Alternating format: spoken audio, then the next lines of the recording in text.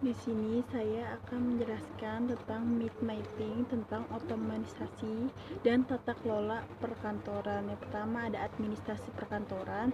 Terdapat otomatisasi perkantoran adalah penggunaan dalam peralatan elektronik dengan tujuan memudahkan komunikasi. Yang kedua ada sistem penyimpanan arsip. Terdapat sistem abjad, sistem kronologis, sistem geografis, dan sistem subjek. Dan yang pertama adalah sistem abjad. Sistem abjad yaitu berdasarkan nama orang atau kelompok. Yang kedua adalah sistem kronologis. Sistem kronologis berdasarkan pada bulan dan tahun. Yang selanjutnya adalah sistem geografis, yaitu berdasarkan wilayah, dan sistem subjek berdasarkan perihal atau masalah yang terdapat pada surat. Dan sini terdapat bentuk-bentuk surat, yaitu ada full block style, semi block style, indented style, hanging paragraph style, Indonesia lama dan Indonesia baru. Dan selanjutnya ada surat niaga. Surat niaga adalah jenis surat yang dikeluarkan perusahaan dalam rangka menjalankan usaha. Di sini juga terdapat jangka retensi arsip adalah daftar yang berisi sekurang-kurangnya jangka waktu penyimpanan. Selanjutnya adalah otomatisasi tata kelola kepegawaian. Yang pertama, regulasi kepegawaian. Regulasi kepegawaian adalah peraturan yang mengatur seorang pegawai yang menimbulkan hak dan kewajiban.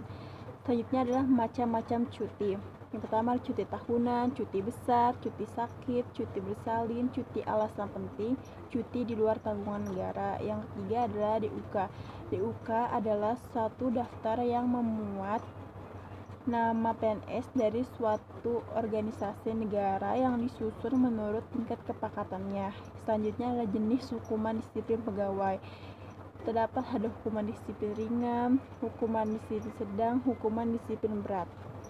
Yang pertama ada contoh dari hukuman ringan, yaitu teguran lisan, teguran tertulis, teguran secara tidak puas secara tertulis. Yang kedua adalah disiplin sedang.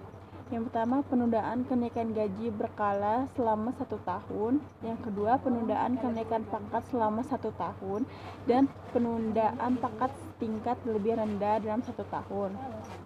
Yang selanjutnya jenis hukuman disiplin berat, yaitu penurunan pangkat setingkat lebih rendah selama 3 tahun. Yang kedua, pemindahan dalam rangka penurunan jabatan setingkat lebih rendah. Selanjutnya adalah otomatisasi tata kelola keuangan. Yang pertama ada cash kecil atau petty cash. Cash kecil atau petty cash adalah sejumlah dana yang dibentuk khusus untuk pengeluaran yang bersifat rutin dan relatif kecil jumlahnya. Yang kedua adalah pengelolaan administrasi dana kas kecil terdiri dari cek, bukti transaksi, peralatan menulis, alat untuk menghitung, formulir jurnal, formulir mutasi dana kas kecil. Selanjutnya adalah otomatisasi tata kelola sarana prasarana. Sini ada jenis-jenis peralatan kantor seperti kertas, pulpen, pensil, penjepit kertas, printer, stop map, dan amplop. Dan ada juga jenis-jenis tata ruang kantor.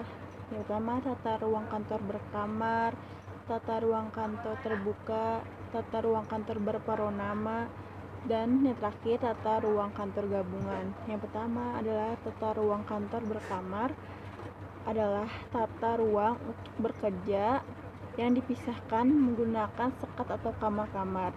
Yang kedua, tata ruang kantor terbuka. Tata ruang kantor terbuka merupakan pengaturan tata ruang kantor dengan menggunakan sebuah ruangan besar untuk bekerja di tempat untuk beberapa orang pegawai. Yang ketiga adalah tata ruang kantor berparonama. Tata ruang kantor berparonama adalah tata ruang kantor yang dihiasi oleh taman, dekorasi, dan hiasan lainnya. Dan yang terakhir adalah tata ruang kantor gabungan. Tata ruang kantor gabungan berisi gabungan antara ketiga bentuk tata ruang sebelumnya. Selanjutnya ada inventarisasi sarana dan prasarana adalah pencatatan atau pendaftaran barang yang ada di kantor. Yang selanjutnya adalah otomatisasi tata kelola humas dan keprotokolan. Otomatisasi protokol adalah serangkaian kegiatan yang berkaitan dengan aturan dalam kenegaraan atau acara resmi yang meliputi tata tempat, tata upacara, dan tata penghormatan. Dan juga terdapat bagian-bagian pada notua rapat, yaitu nama atau tema, hari atau tanggal, waktu, unsur-unsur yang terlibat.